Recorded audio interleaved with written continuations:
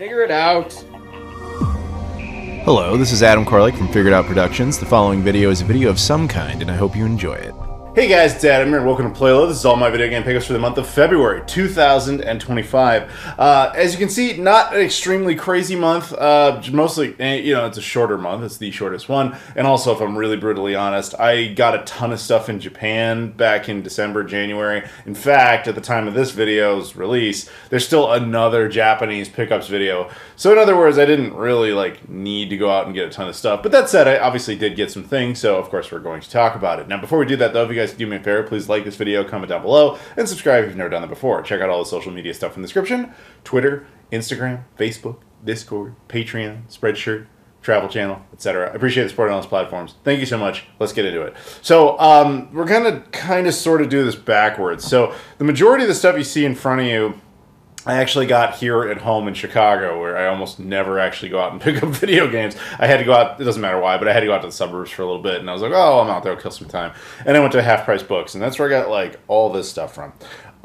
This stuff here I got in Charleston, South Carolina, because I was down there for a day. And then the last one out here I got over in Washington, D.C. Well, probably more accurately north of that in Baltimore region, but either way, I did that. And then we have a single package, so we're going to go over that. Okay. So we'll start over here in the end. Right, so like I said, I went into a Half Price Books. Now, Half Price Books, man, you can go back and watch really old episodes of PlayLoad, and you'll see how often I would just crush it at Half Price Books, like a lot of us did. But Half Price Books has changed. They grew up. They knew the stuff was worth money, etc. So it got harder to do. So I went in there. I didn't find anything crazy or great, really. It was just some stuff. And I was like, all right, I was in the mood to get some stuff, so I got some stuff. I got a few for the OG Xbox, which was nice because, for those who don't know, when it comes to the original Xbox, that is maybe the last console I'm ever going to try and get a complete, full, global set for. I've just been slowly chipping away at it over time. I finished the European exclusives. I finished the Asian region exclusives, even the Australian ones. It's just the North American stuff, ironically, I never finished. You know, just chipping away at it. But here's what we got. NFL 2K3. Yeah, I'm not a fan of Hand Egg, but it is interesting seeing the Chicago Bears on the cover. I have no hometown love for this team. I actually wish they would leave because then I would never have to deal with Hand Egg in my region ever again. That would be lovely. But that said, I think they were somewhat good around then, but I could definitely be wrong. I don't care. The Bears are famously never good. Okay, next up, Avatar: The Last Airbender. I think this is getting a new show or something. I don't pay attention to the lore of this show, but I know people in my Discord were talking about it. I think that they were doing something with it, but either way, yeah, it had a game on the original Xbox. I think this was also on PS2 and GameCube. Well, to be fair, so was this. Actually, I don't know if NFL 2... Yeah, 2K3 would have been on GameCube as well. It was after that they stopped putting the sports games on there. But yeah, anyway, got that. This one I got for kind of... Well, other than it just being part of the complete set logic, I was kind of hoping that this might get added to the backwards compatibility program, but I doubt it, but it's possible. Crash Twinsanity. Of course, Activision now owns Crash Bandicoot, which means Microsoft now owns it, which means it's not impossible to think this game could get added at some point if they do an Activision update for the backwards compatibility catalog on the Xbox Series X. I'm not holding my breath on that, but that would be very cool. So that was an additional motivator. And then lastly, one that I was convinced I already had, but apparently I didn't, which is Outlaw Volleyball. So these Outlaw Volleyball games, there was Outlaw Golf, and there was little mini sequels. There were Blockbuster exclusive ones. There was a ton of these. Honestly, it's a little confusing to keep track of them all. But this one came with the exclusive diffuser music sampler. At least that's what it says, but I don't see anything to that effect on the inside. So I guess technically that would make it incomplete. Although it was probably just a download code or something. I genuinely don't, or it was just, I don't know what that was. Doesn't matter. Point is, I got the game. So that chips 4 games off of that list.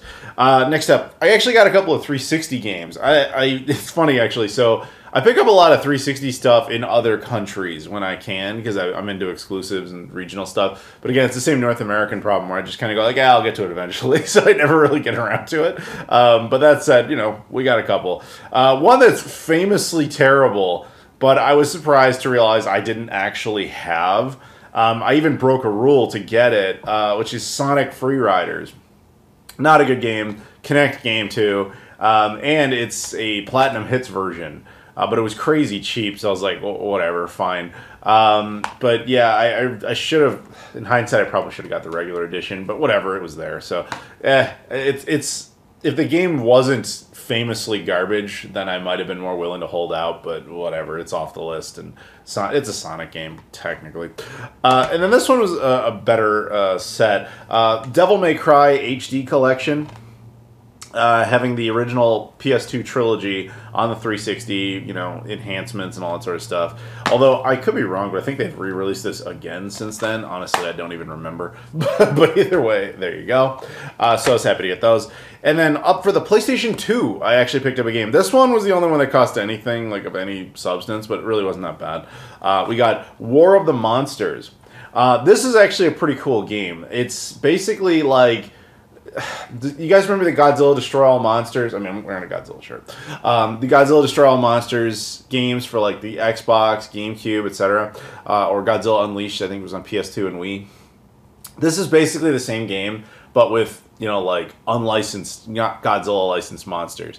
It's the same premise. It's kind of taking that 1950s B movie of, logic and that type of gameplay, and just kind of flushes them together into this game that I think still lives and dies on the PlayStation 2. This was actually, I believe this was developed, it was developed by Incog, which I believe is the same guys who went on to make Twisted Metal Black, or at least they made Twisted Metal Black first, I don't remember. But yeah, so like there was actually like talent behind this game, and I don't hear people talk about this one that much, but it's a cool game if you like I said, if you liked Godzilla Destroy All Monsters, it's very similar, just without the licensing. It's their own unique characters, which is, all of them are inspired by famous movie monsters. Like, that's clearly based on King Kong. That's clearly based on, like, I forget the name of that robot, for a Japanese robot thing. But either way, there's that. And then there's other, I'm sure there's a Godzilla-inspired character, etc., but they probably didn't put him on the cover just to not go too far with it. And then last up from that half-price books, for the PS1, which I very rarely get PS1 games, a long time ago, I kind of, after, this is a while ago, after Disney bought Star Wars and they shut down LucasArts, I kind of had this sub-goal, and I think I only said it once on camera, and we are talking like a decade ago. I had this goal to kind of start picking up all the LucasArts Star Wars games that hadn't been reissued. And then that goal just fell to the wayside, and I never really touched it again. This was one of them, although technically has since been reissued, which is probably why it was there.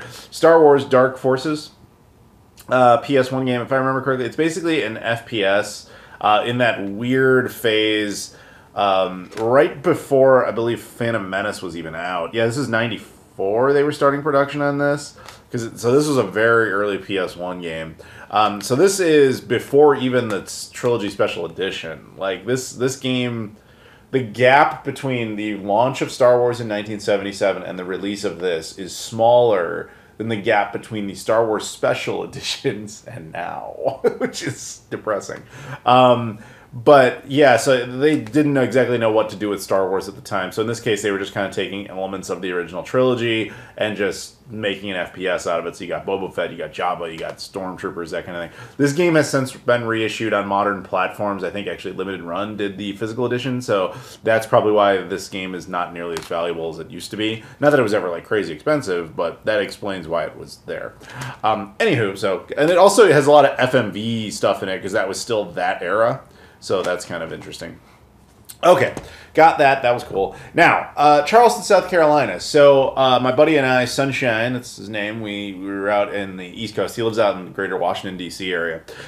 We wanted to go down to Charleston, South Carolina to check out Fort Sumter. because I'm not just a Godzilla and video game nerd, I'm also a history nerd. So while we went there to do that, we also decided to hit up the only game store in the region that we could find. And I want to say it was called Palmetto Gaming, something like that. It was in a town called Summersville, technically.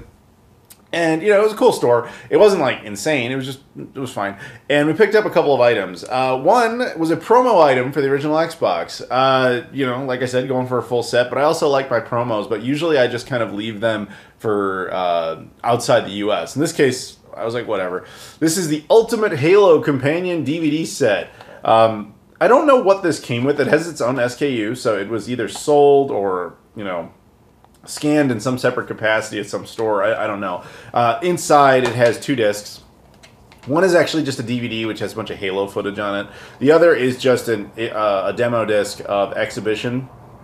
Exhibition was a demo disc series that the original Xbox had. I don't remember how many issues it actually had, but there was a bunch of them. This is just issue number 2, so it was available in a different context. It's not like the disc is special to this set. But it was cheap, so I was like, whatever. It's just a cool little thing to throw on the shelf with the Xbox collection, and it was just there. And that was just kind of the mood I was in. But I did get one cool pickup, something I actually wanted since I was a kid, and I just never got around to it. For the Game Boy Advance, I got the Pinball of the Dead. So it's funny seeing, I now have, what, 2 Game Boy Advance games in a row that I picked up. I don't use, it's a system I almost never pick up anything for. So basically the deal with this was, when I was a kid, and the Game Boy Advance was more prevalent, I had this goal of getting every single Sega title that was ever released on it. And I didn't ultimately succeed in that goal, but this was one of the outliers that I missed. Obviously, this is based on the House of the Dead series by Sega, and they at one point made a spin-off called Pinball of the Dead. Sega did a lot of weird IP spin-offs that are exclusive to the Game Boy Advance still to this day, like their own version of Space Channel 5 and Jet Grind Radio and so on and so forth. Technically, the Sonic Advance games, other than Sonic Advance 1, which ultimately ended up on the N-Gage as well. But yeah, so I wanted that, and there it was. I don't think I'd seen it for sale in years, and that says something about me, because I get around. So it wasn't even too bad price-wise. So I was like, whatever, you know what, I'm just going to do it. I'm just going to pick that up and get that off the list and be done with it. So I actually couldn't tell you if it's actually that good of a game or not, but still, it was more about just completing one of those little childhood goals I had. So there we go. Got that in Charleston. Now, 2 items left. One, we got a package before we get to the big piece that I got here. This package comes from Retro Fighters. Now, Retro Fighters is a company that makes modern day controllers essentially for legacy consoles. This one specifically is the D6 wireless gamepad. So full disclosure, they sent this to me for free for the purposes of review, and that's what I will do. I'm going to make a video on it separately, so there's not a whole lot we're going to say here, but what I will say is it is a wireless Dreamcast controller. It comes with a USB stick, so I believe you can use it on a PC. It also has a dongle, so you can add the VMU, and it's obviously wireless and has this kind of shell, which is kind of, I would think, is inspired more by those like ASCII fighting controllers that they did in Japan for the Dreamcast.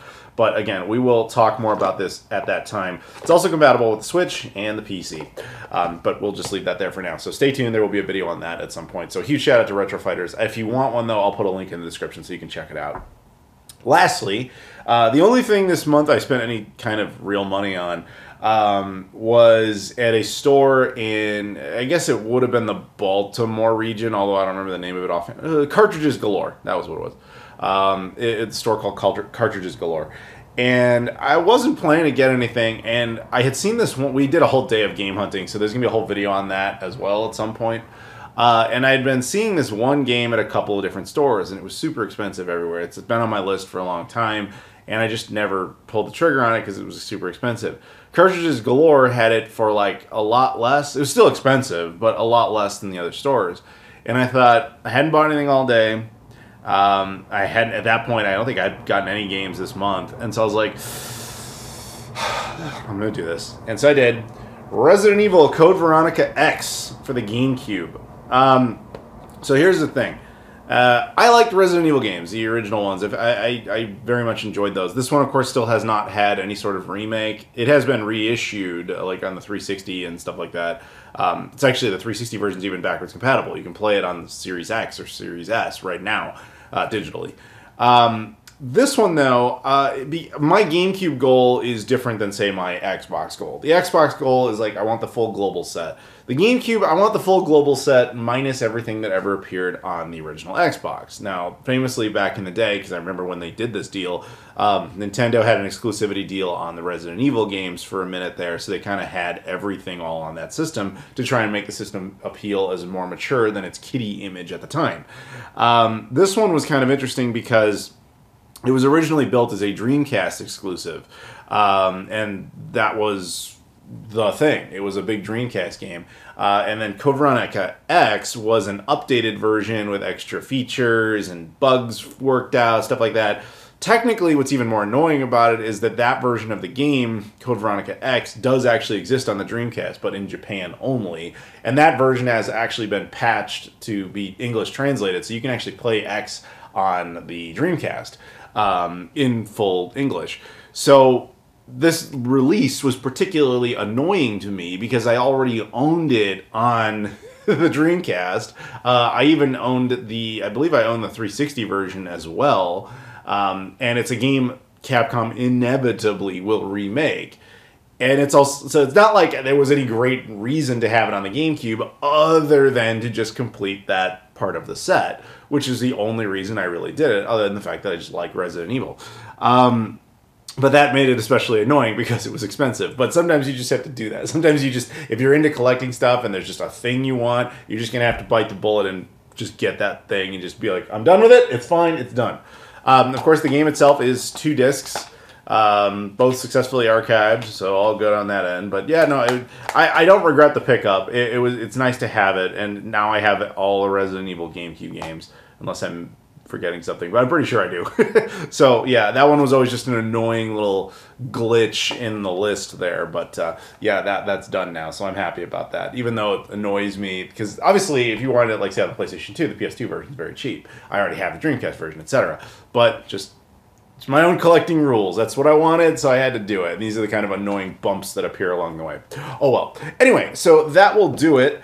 So huge shout out again to Retro Fighters for sending the controller my way. Again, I'll put a link in the description if you want to check it out. And shout out to my my buddy Sunshine, Joseph the Hard Off Destroyer, because we did some of the game hunting stuff together.